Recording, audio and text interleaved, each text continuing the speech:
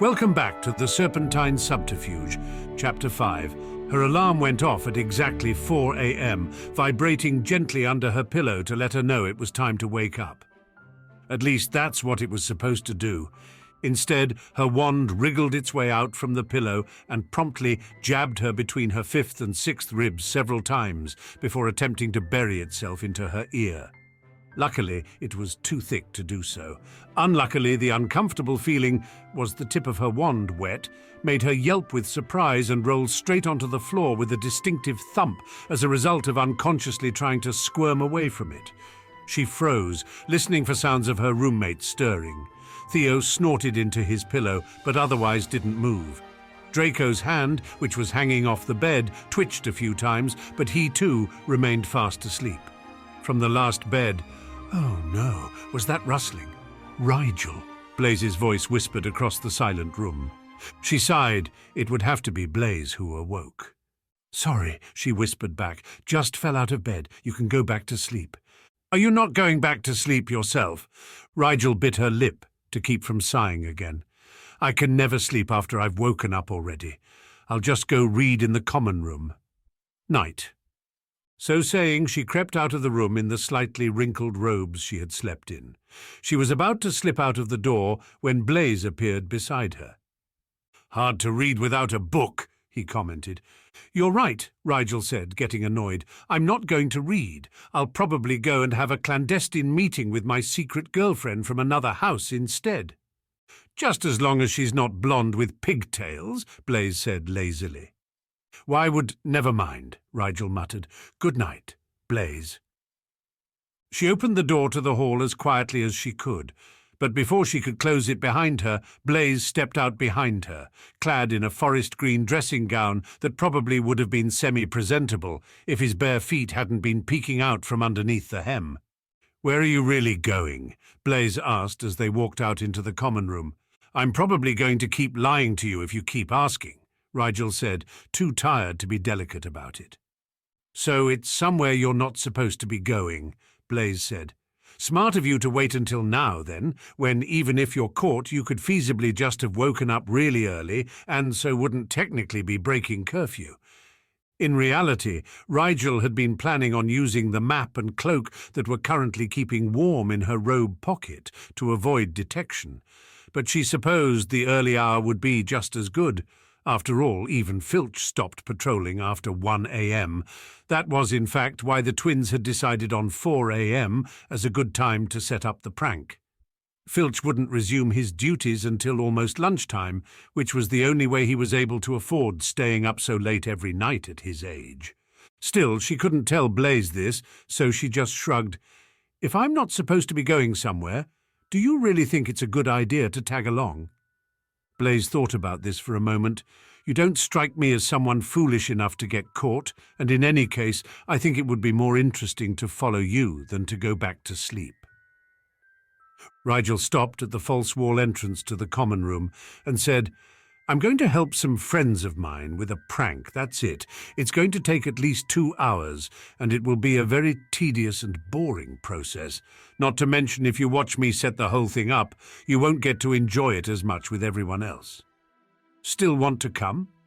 Blaze looked taken aback at her frank answer. "What?" Rigel said with amusement. "Did you think I was going to go for a moonlit ride on the back of a thestral? Sorry to disappoint."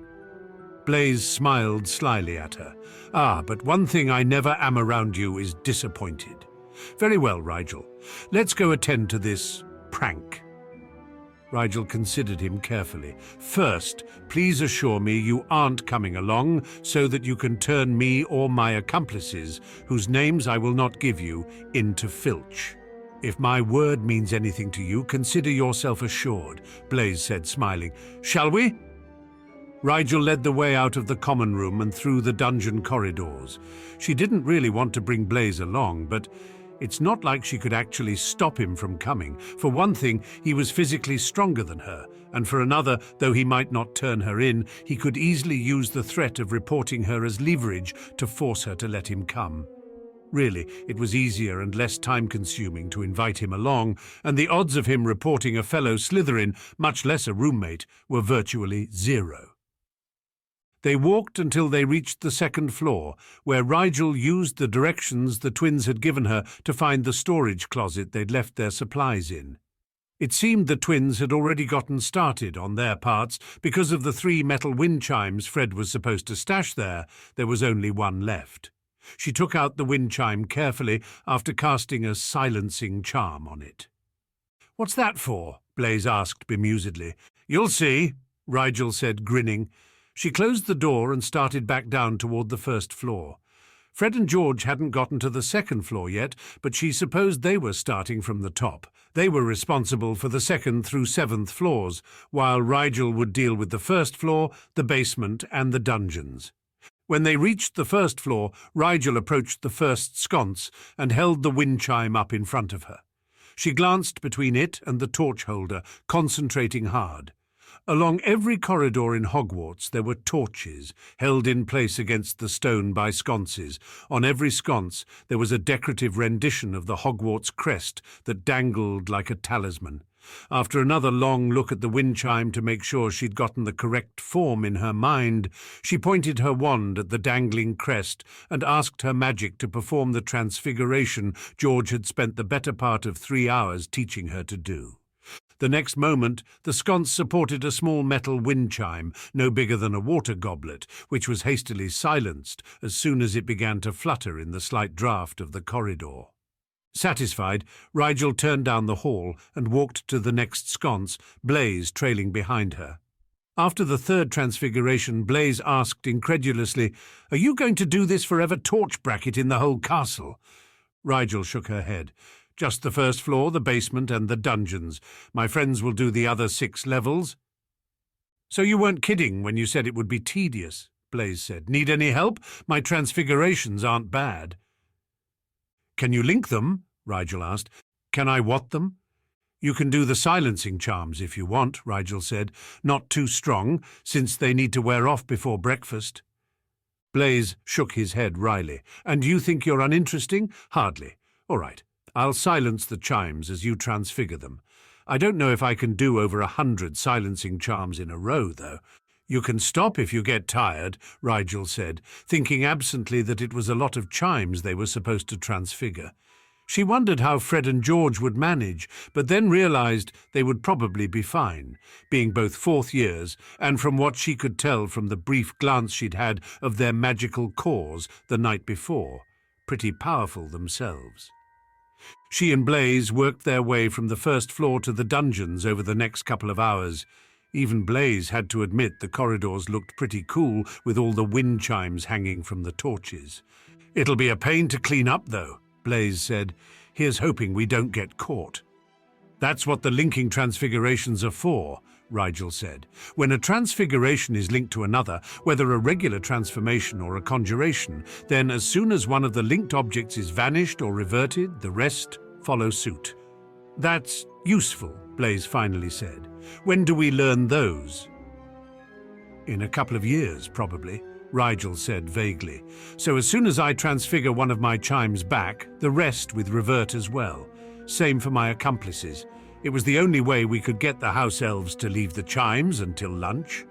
"I see," Blaise said thoughtfully. "And if it doesn't cause Caretaker Filch extra work, he's less likely to devote an abnormal amount of effort to rooting out the perpetrators." "I hadn't think of that," Rigel said, though Fred and George probably had. "They seem to think of everything." She and Blaise didn't do the whole dungeons, obviously. Instead, they finished the most frequently travelled routes and hurried back to the Slytherin common room to get changed for the day. Rigel came out of the bathroom from showering and changing as Draco and Theo were finishing getting ready for the day as well. They headed to breakfast with the other 2nd years just as the silencing charms on the chimes in the dungeons were beginning to wear off. As they walked, one by one, the chimes dangling from the torch brackets were set into motion by the displaced air.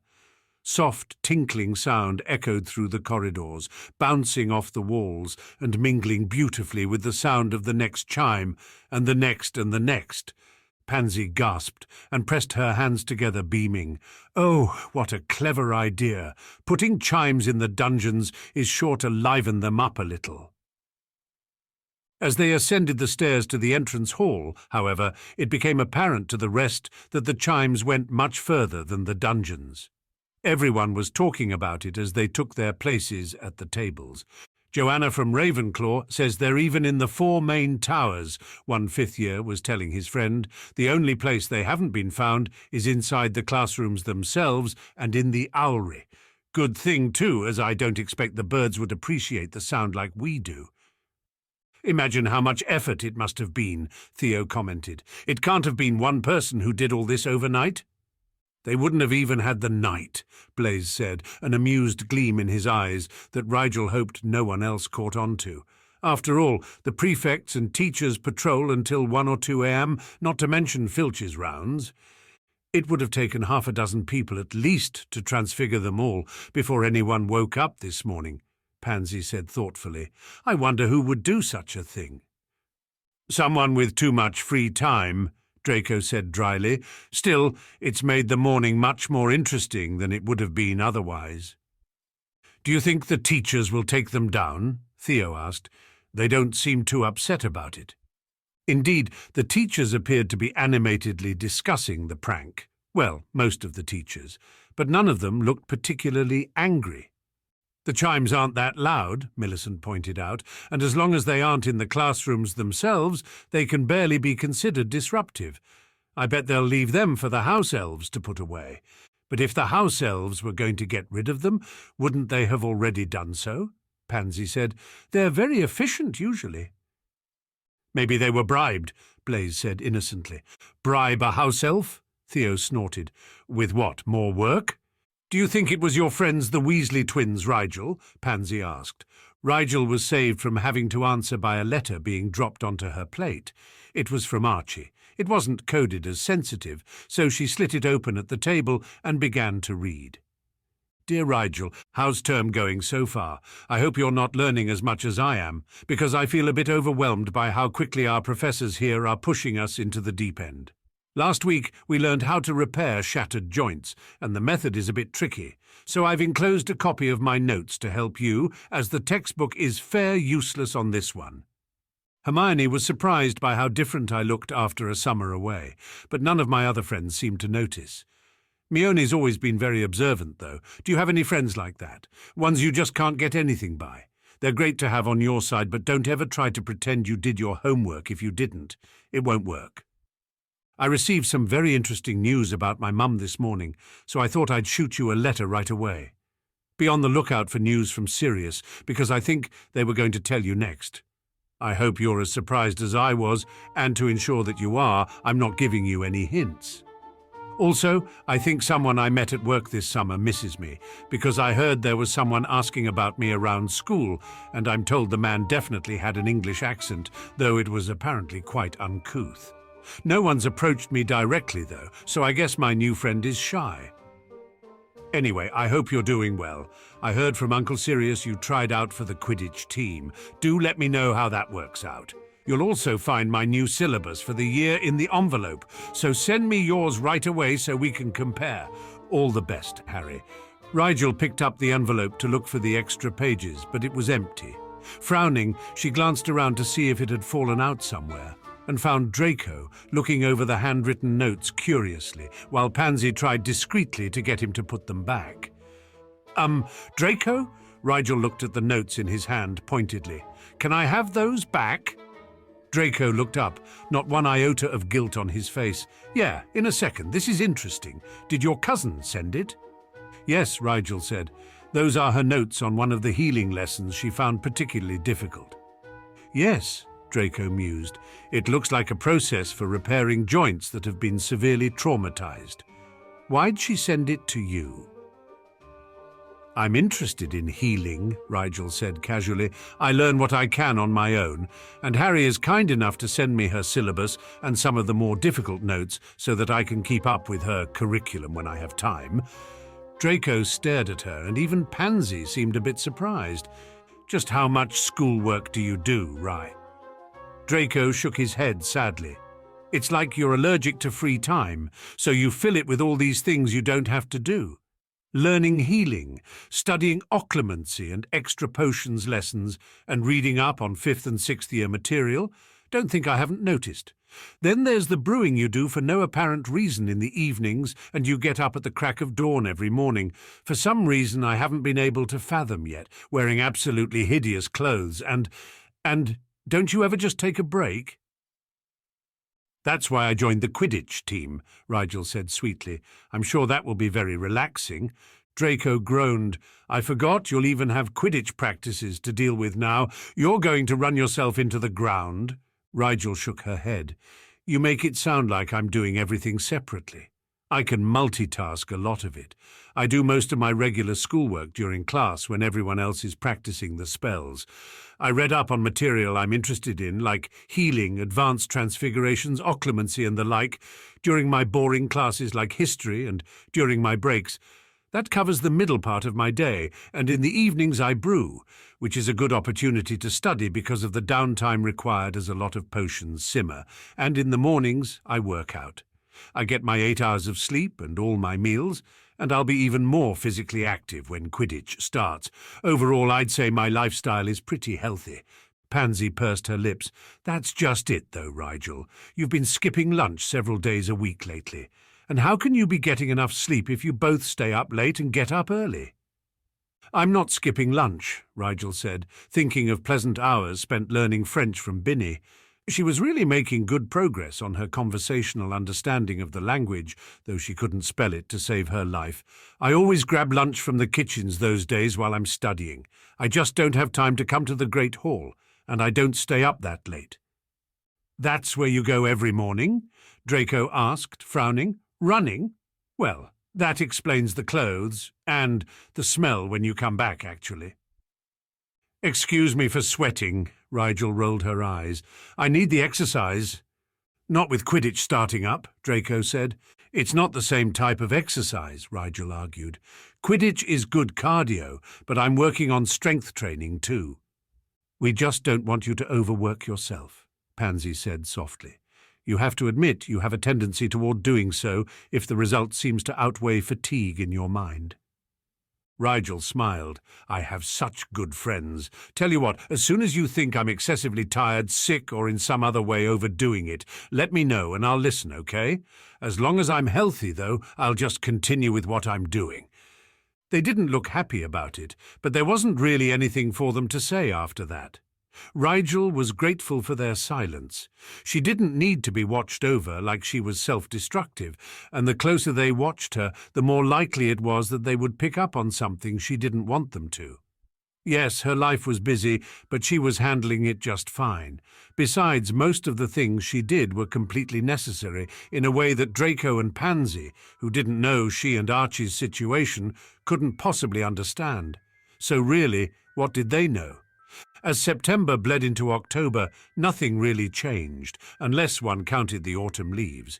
But considering how many leaves there were on the Hogwarts grounds, Rigel couldn't imagine anyone wanting to actually count them.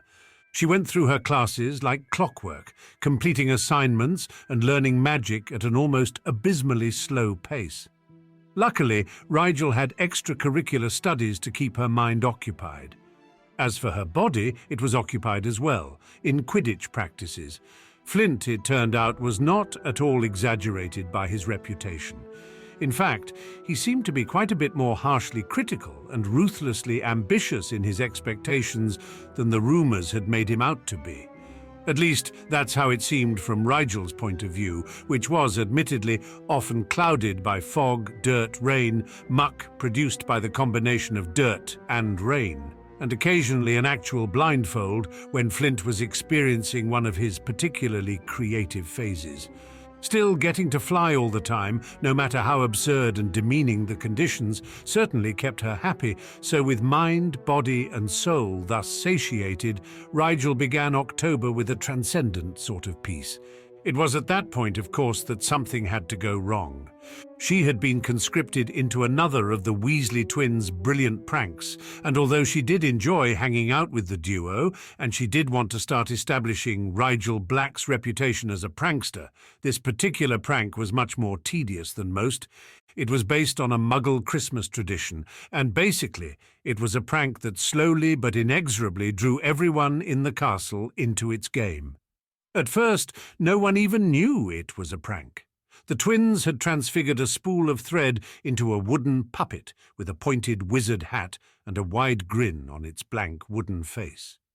The puppet had then been placed quite randomly in an alcove just off the Great Hall, positioned so that the puppet's head, with its shock of red hair jutting out from under its hat, was just visible peeking out into the corridor. Only a couple of people noticed the poor, forgotten puppet that day, and the next day the puppet was moved to another innocuous location, perched on the railway to the astronomy tower stairs. It took nearly a full week for people to start noticing the puppet more. Each day the puppet was somewhere different, and as people mentioned the peculiarity to their friends and compared notes, they realized that someone was doing it on purpose.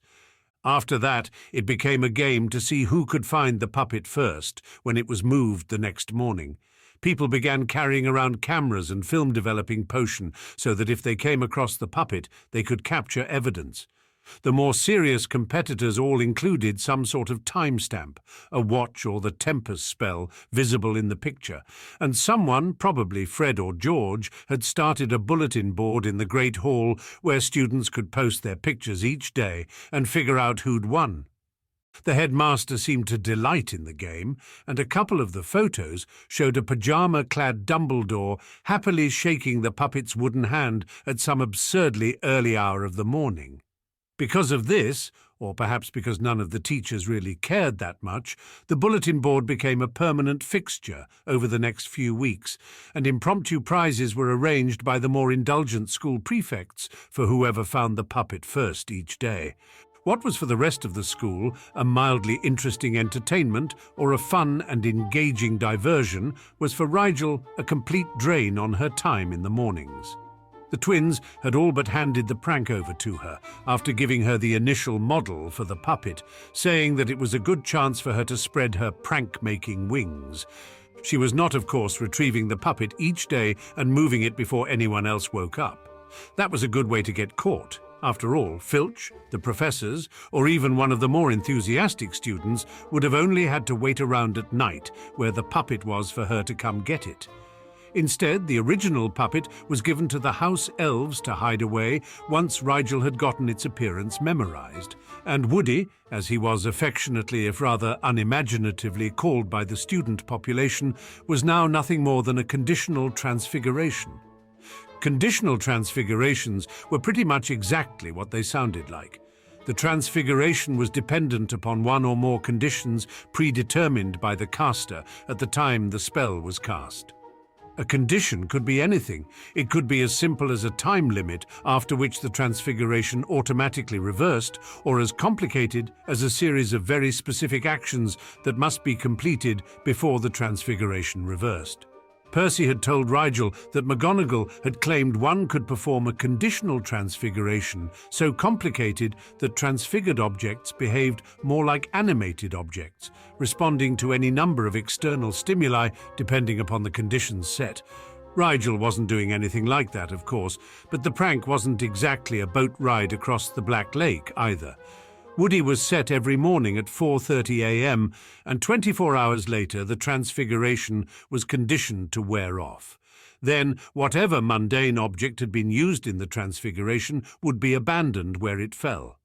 For this reason, Rigel had to be extremely careful not to let any of the objects used to base the transfiguration reveal anything about herself.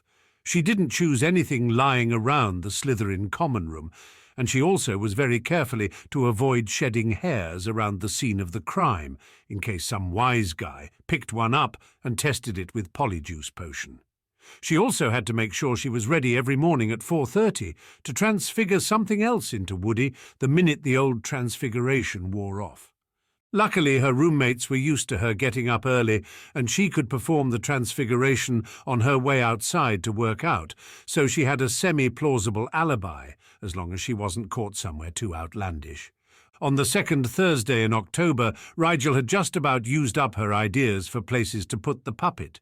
She couldn't reuse old hiding places, obviously, and it had to be somewhere that wasn't obvious, but which could be found with a little effort.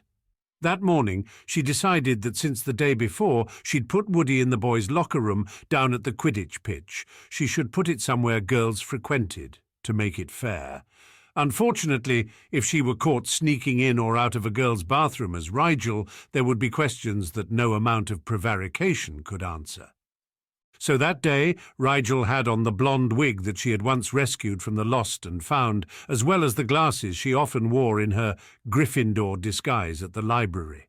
She had changed into a Hufflepuff tie and kept her head down as she hurried down the third-floor corridor toward the girls' lavatory.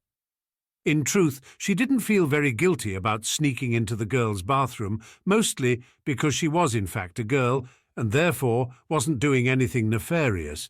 She did, however, realize what it would look like if anyone recognized her, and it was this knowledge that added a slight pink tint to her cheeks as she slipped into the bathroom. There was no one inside, of course, because it was so early in the day, so Rigel made quick work of transfiguring a spare roll of toilet paper into Woody. She positioned the puppet so that he was sitting cross-legged on one of the lowered toilet seats with one hand up under his chin, as though the puppet were thinking very hard about something. Smiling with soft amusement, she slipped out of the bathroom once more and nearly jumped out of her skin when a jovial voice said, "Why, hello there."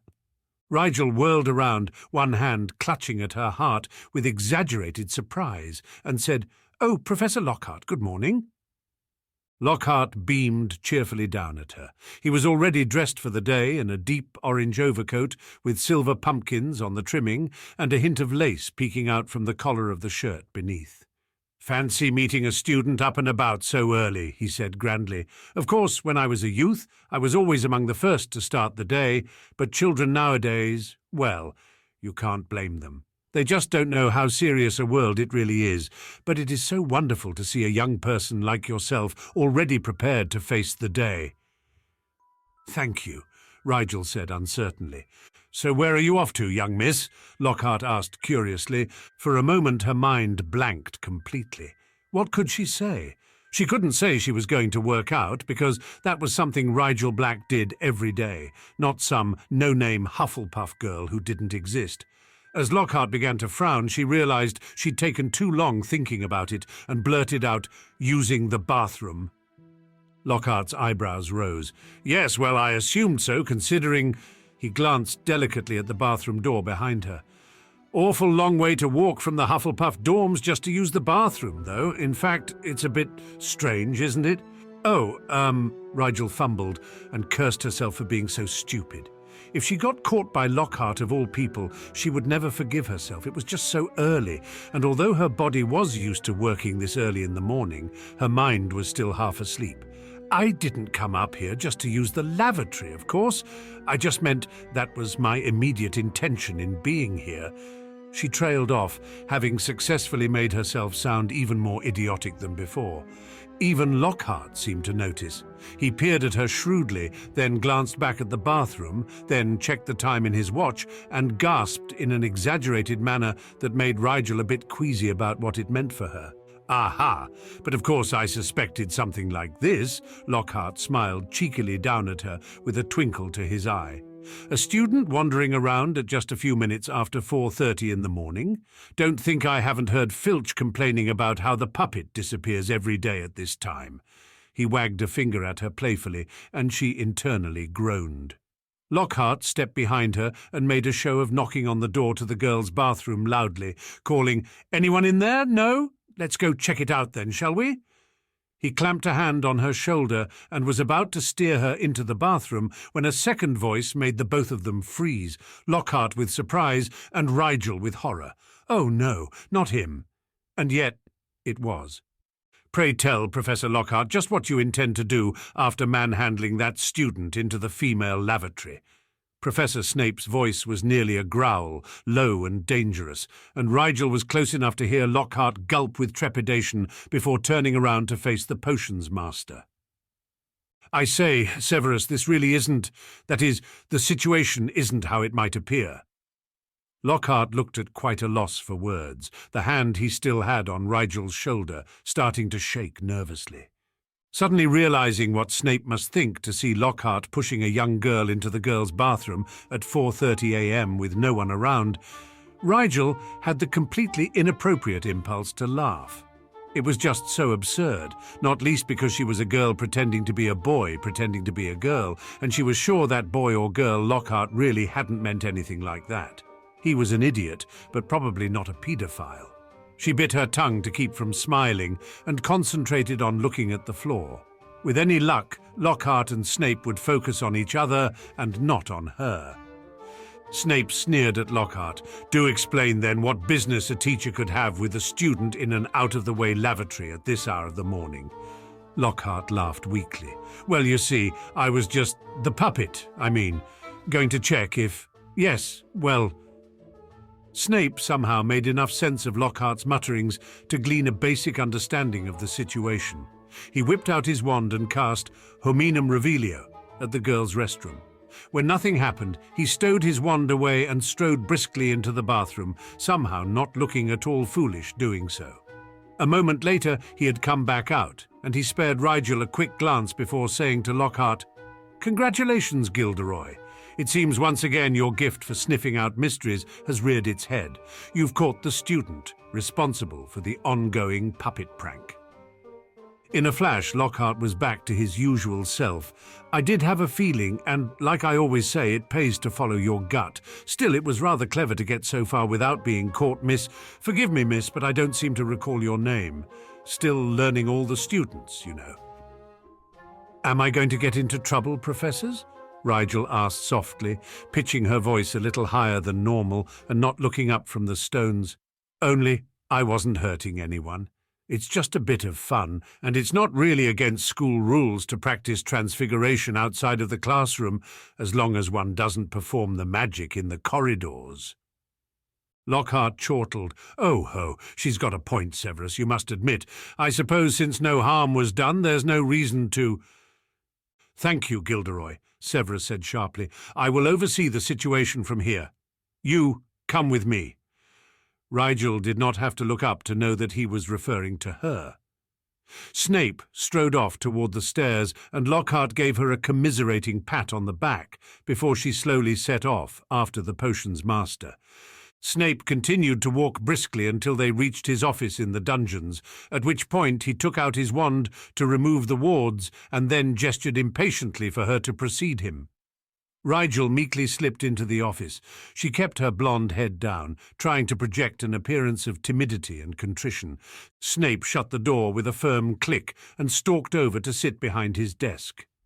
At the sight of her standing there, one toe fidgeting against the flagstones, he scoffed impatiently. "Enough, Mr. Black. Take that ridiculous thing off and explain yourself this instant."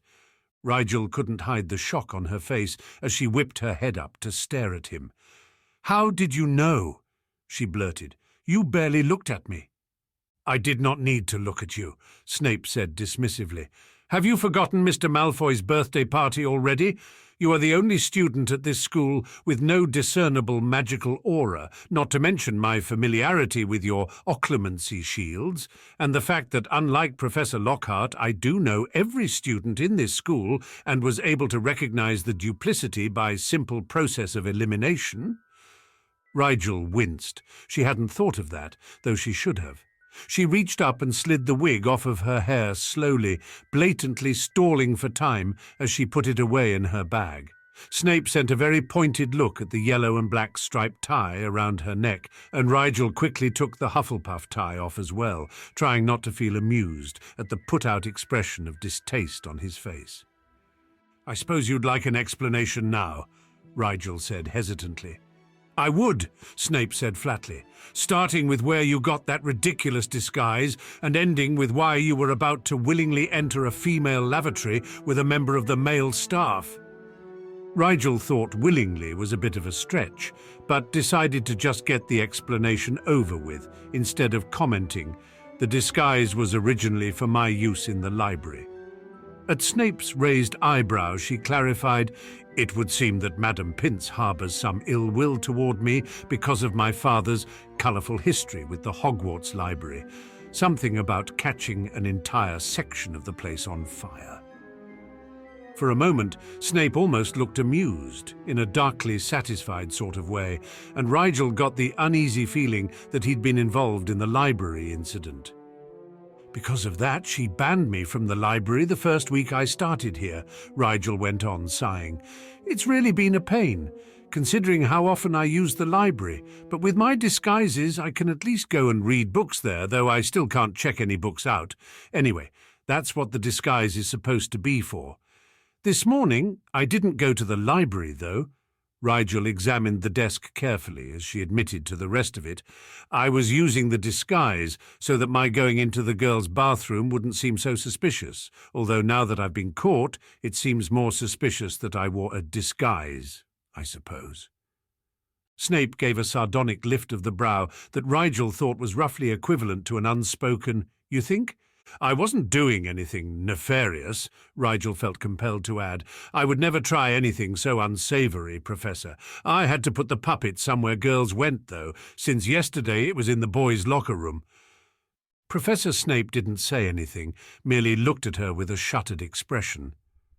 "I'm sorry," Rigel offered. "I know I probably embarrassed Slytherin House, even if Professor Lockhart had no idea who I was.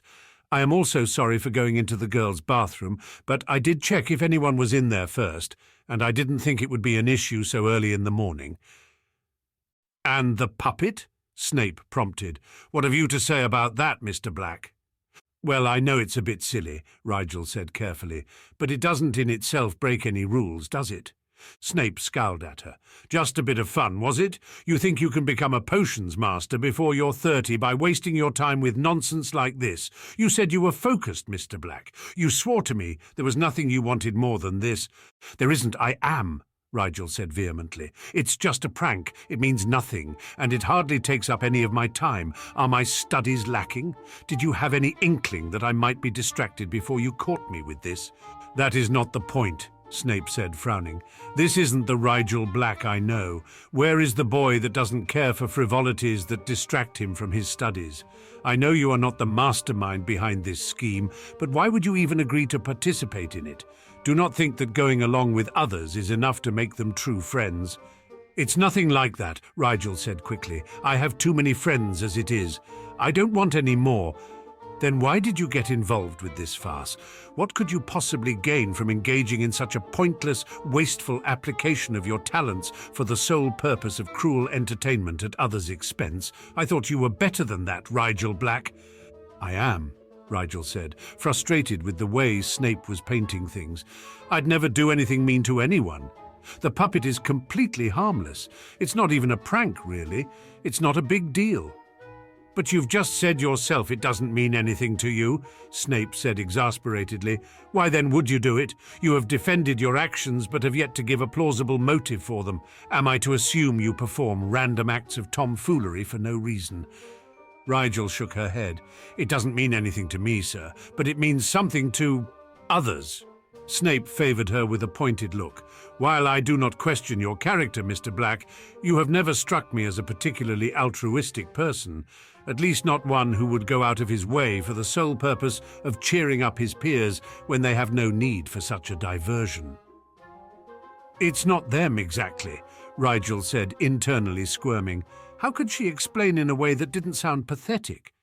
"Professor, you have to understand, my family is really big on pranks. I know I don't have to tell you that," she hurried on, seeing his face darken. "It's just that you're right, okay? I'm not all that interested in them, but I sort of have to be. If I don't, my dad will worry about me. Well, not worry about me exactly, but I've always been different than my family expected, or maybe hoped. It's already a lot for my dad that I enjoy potions and book learning so much, and I don't want to disappoint him." Snape finished, sounding as though he had finally obtained something that had long eluded him, only to find he didn't care for the feel of it in his grasp. Rigel snuck a look at him, but his face was blank and unreadable. "Tell me, Mr. Black, is your father aware of exactly how closely you are studying potions under my tutelage? Does he have any idea that I'm training you specifically outside of the regular student curriculum?" Rigel felt her stomach sink pitifully. "Not exactly, sir. No, actually, not at all." Snape gazed at her wordlessly, which somehow felt worse than if he'd shouted. "Are you ashamed, perhaps, to be working with me? Are you somehow embarrassed to be given this opportunity that other young potioneers would go down on bended knee for?" "No," Rigel protested. "I'm grateful. You have no idea. You can't imagine how. I just can't tell them. Not my family. They wouldn't understand. It would only cause problems, and I cause them enough problems as it is."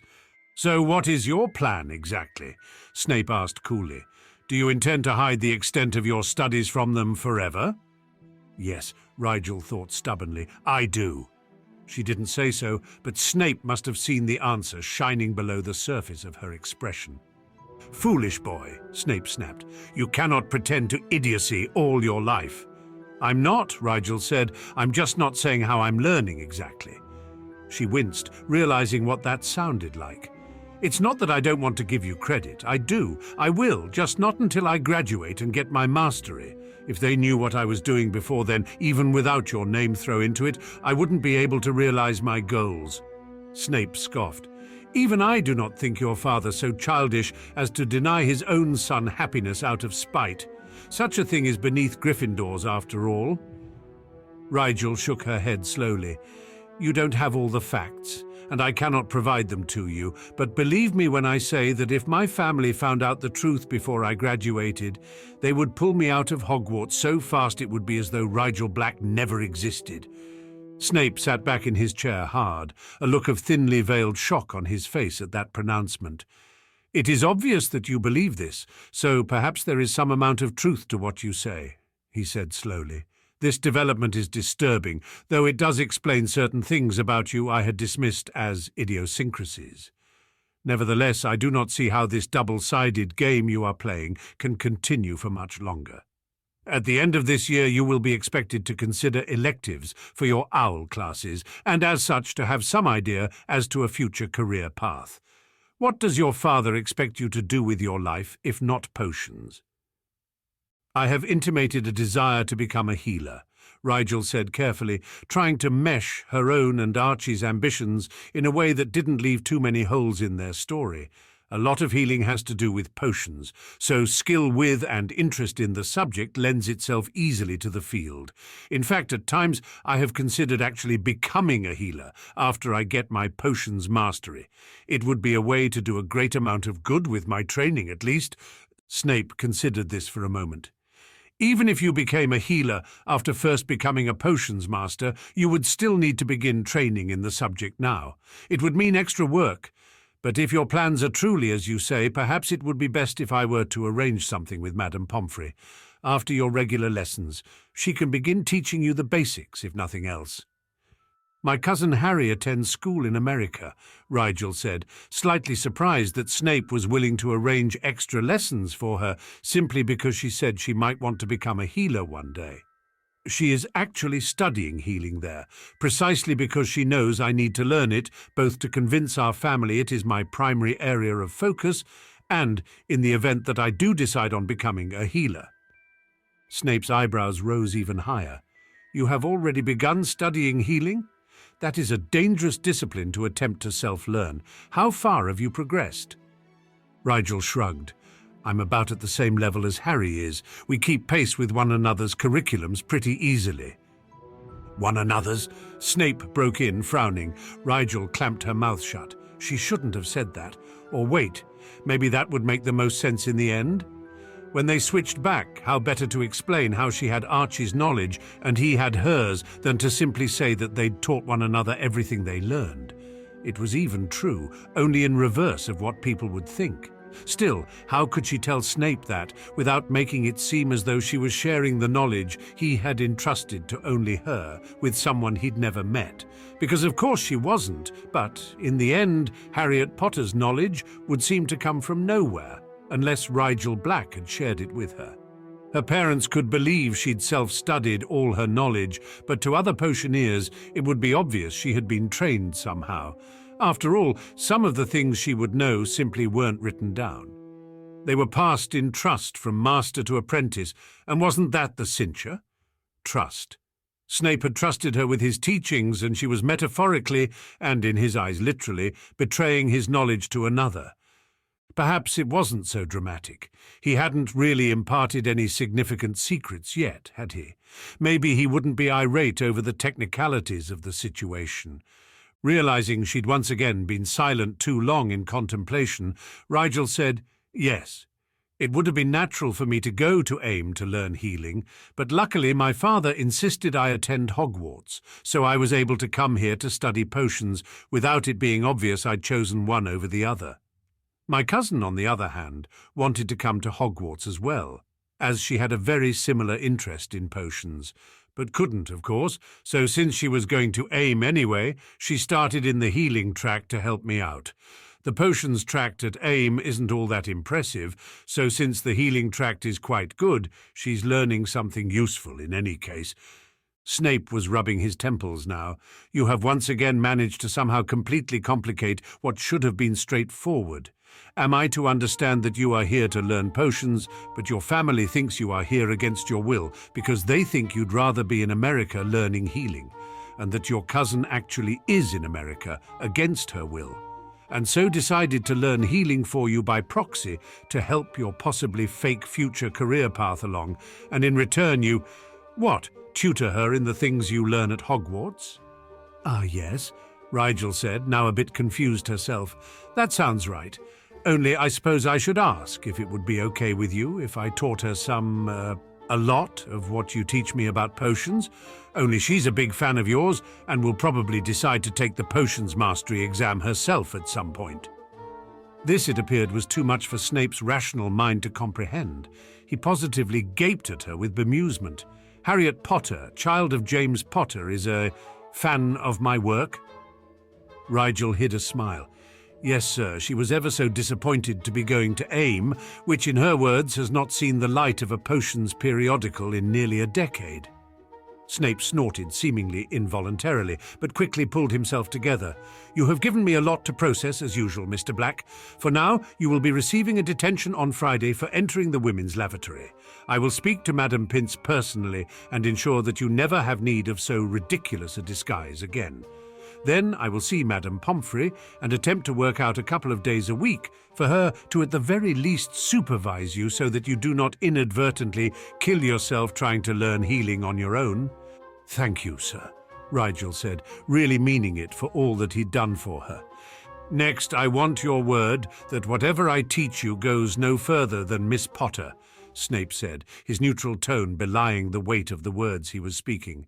"If you vouch for her skill, then I am sure she is not completely incompetent, though at some point you will arrange a meeting so that I may assess that for myself, and you and I will be having a much more in-depth conversation about what exactly you and your cousin are doing with your lives. For now, however, we are overdue for breakfast. Do you have any immediate questions?" "Who is my detention with on Friday?" Rigel asked. Snape sighed, an annoyed but resigned sound. "Me. We might as well make use of the time, and I have a vague suspicion that you wouldn't respond to normal disciplinary actions even if I were to set you to clean cauldrons all night." "I like cleaning cauldrons," Rigel said, "and I have reached the point where nothing surprises me about you any more," Snape said tiredly. "Go to breakfast, Mr. Black, and if I ever catch you entering a women's bathroom again, with or without a teacher, I will excommunicate you from Slytherin House faster than you can say Salazar." After that, Rigel was more careful in any pranks she got involved in with the twins, and Professor Snape seemed to have decided to look the other way where her extracurricular antics were involved. He did convince Madame Pomfrey to meet with Rigel once every 2 weeks to assess her progress and correct any mistakes she was making, but for the most part her healing studies continued under her own steam. The best thing that came out of her conversation with Snape was the access she now had to the library. Madame Pince hadn't said a word when Rigel went as herself the first time, and after a couple of weeks she didn't even give Rigel the evil eye when she checked out a book. It probably helped that she always returned them timely and with no visible signs of wear.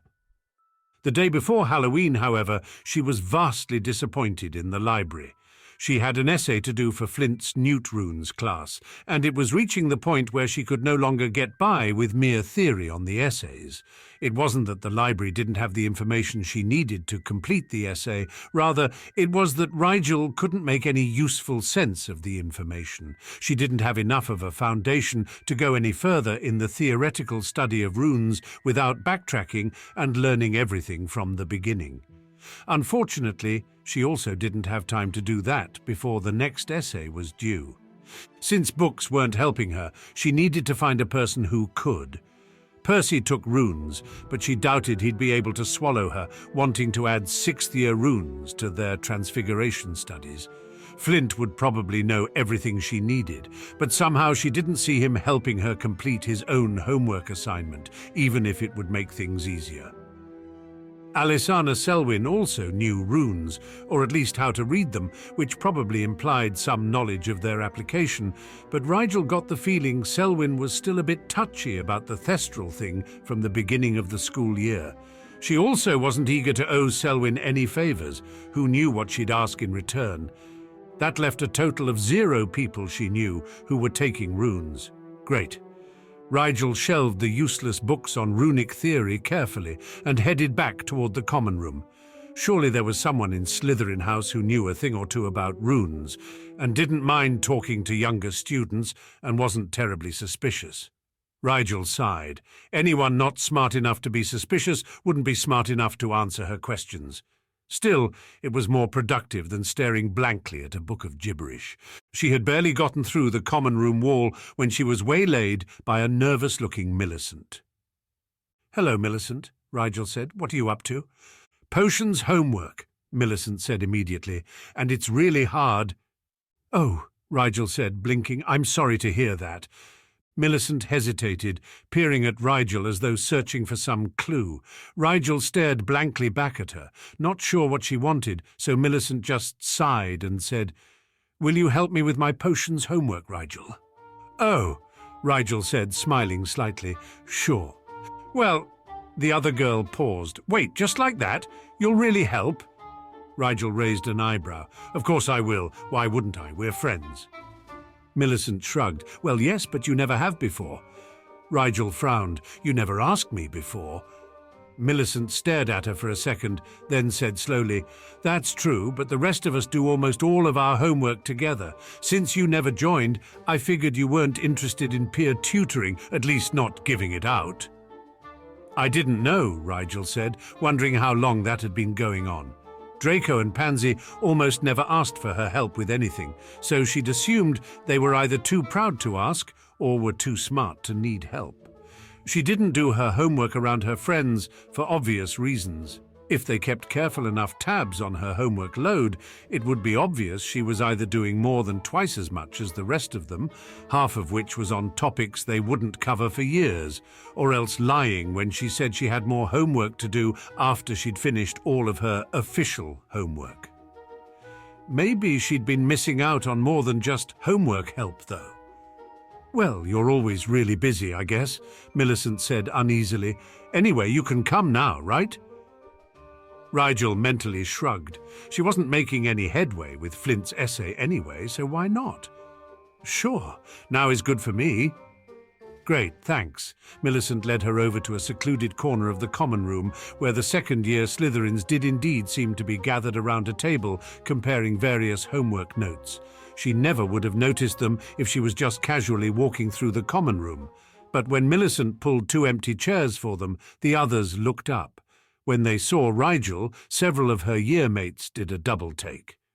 "Rigel," Teo exclaimed, "what are you doing here?" Pansy nudged him admonishingly with her shoulder. "Don't say it like that. Hello, Rigel. How's your afternoon coming along?"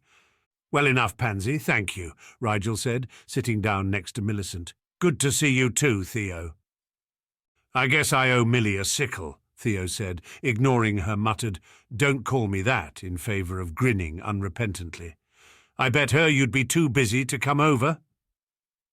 Rigel wasn't sure how to respond to that. Did she really come off so aloof to her classmates? "And you owe me 2 sickles," Blaise added with a satisfied smile, "because I bet you that as soon as someone actually made him aware of our little group, he'd be perfectly amiable to joining in." "How could he not know?" Theo rolled his eyes. "We've only been sitting here practically every school night for the last month and a half." "Rigel doesn't notice anything," Blaise said, as though it were common knowledge. "Do you, Rigel?" Rigel shrugged, wanting to say, "I notice how often you stare at Hannah Abbott," but knowing better than to be so rude. Instead, she took a seat and pulled Millicent's homework assignment toward her. "Swelling solution?" Rigel guessed, glancing over the ingredient list. "Just the theory," Millicent said. "We don't have to brew it until after Halloween, but one of the homework questions asks how many times you stir counterclockwise after adding the bat spleen. One book says 3 and the other says 4, but our textbook just says stir counterclockwise twice proportionately to the salute. What does that even mean?" Rigel tilted her head to the side to consider the question. "Well, off the top of my head, I'd say it's supposed to be 4 stirs counterclockwise after the bat spleen for the textbook recipe. But Professor Snape will definitely want to know why, so I guess you'd better explain the reasoning behind the number of stirs if you want full marks." "Okay, but why did the other book say 3 sirs?" Millicent asked. "Well, it could either have been written by an idiot, or the recipe just makes less of the potion. Not all potion recipes are standard. Does the recipe given in that book call for a different amount of salute?" Rigel asked. Millicent scrunched up her nose. "What's a salute?" "It's just a word for the stuff that dissolves into the liquid part of the potion," Rigel said. "You have to crush pufferfish eyes and dried nettles into powder for this one, right? That's probably the salute they're talking about." Millicent ran a finger down the ingredient list in one of the books. "Oh, yes, it says 1½ measures of the powdered stuff, and our book calls for 2 measures. Oh, I see. So you stir twice as many times as the number of measures you put in. That's what it means by proportionate." She scowled a bit grumpily at the book as she wrote down the answer in the neat, flowing handwriting that all pure-blooded heirs seemed to possess. "Why didn't they just say that?" Rigel smiled. "Some would say it's a way to keep idiots from playing around with potions if they don't understand them, but they forget they're writing a textbook for school kids, and the ones who don't understand the text have to try and make the potions anyway, so really they're just causing more problems by being unclear." Millicent shook her head. "You should write a translation of the textbook for normal, not obsessed with all things dried and pickled people. You'd probably make a killing." Rigel laughed softly. "If you say so. Was there anything else you needed help with?" "Well, 5 minutes ago I would have said yes, but you actually just answered a lot my questions by explaining the proportionality thing," Millicent said, looking down at her sheet. "I think I can do the rest myself now, but thanks for your help." "Any time," Rigel said easily. "Do you really mean that?" Millicent asked bluntly, "or are you just being polite?" Rigel raised her eyebrows. "I mean it. Do I really seem like the kind of person who wouldn't help out his friends?" Millicent shrugged, and Theo put in hesitantly from across the table. "It's just that you're so closed-mouthed about everything. It seems like you don't like sharing your knowledge very much." Rigel shook her head. "It's not that. I just don't want to come off like I'm flaunting it, showing off or something. I'd feel really rude going around spouting off things I know all the time, even if I was well-meaning." Theo shook his head wryly. "And here we were thinking it would be rude to ask you to help." "We're not trying to use you for your talent, of course," Millicent said hurriedly. "If there was something I could teach you in return, I would, but you always know everything already." Draco cut in with a smirk from behind his herbology textbook. "And anything you don't know, you probably aren't interested in, or you would know it." Rigel nearly laughed. "That's what you think? There are tons of things I wish I knew. Things that you guys take for granted, probably. My dad isn't big on pure blood traditions, so I don't know anything about wizarding history farther back than the last couple of decades, for instance. I don't know etiquette or how to play any musical instruments, while Pansy over here can play 3. And look at my handwriting. It's pathetic compared to Millicent's." "But that's all boring stuff," Theo said. "You never need help with the kind of things we need help with, schoolwork and such." "To you it's boring." Rigel shrugged. "Do you know what I'd give to have grown up learning Latin like you did, Theo? That's really useful." "It's not that great," Theo shrugged modestly. "In any case, I need help with my studies all the time," Rigel told them. "Anything we can help with?" Pansy asked curiously, and perhaps a bit hopefully. "Well," Rigel said slowly, "do any of you study runes? I got really interested in them over the summer, but the books in the library are too advanced for me to start with, and I didn't think to buy the third-year beginner's textbook." One by one, everyone in the group turned to look at Blaise. The dark-skinned boy smiled slyly, as if to say, "Who, me?" "You know runes, Blaise?" Rigel asked curiously. "Since I was very young," Blaise shrugged gracefully. "My mother is a runes mistress, and she taught me well before I started Hogwarts. It's not unlike your study of potions, in fact, because there is no magic involved in just learning the theory and the more basic formulas. It was easy enough to learn before getting a wand." "That's amazing," Rigel said honestly. "Do you mind if I ask you a few questions about them? I can wait until you're done with your homework, of course." Blaise shrugged once more. "I was finished a while ago. I just hung around to see how the bet turned out. Sure, I'll help. In return, you will teach me linked transfigurations, deal?"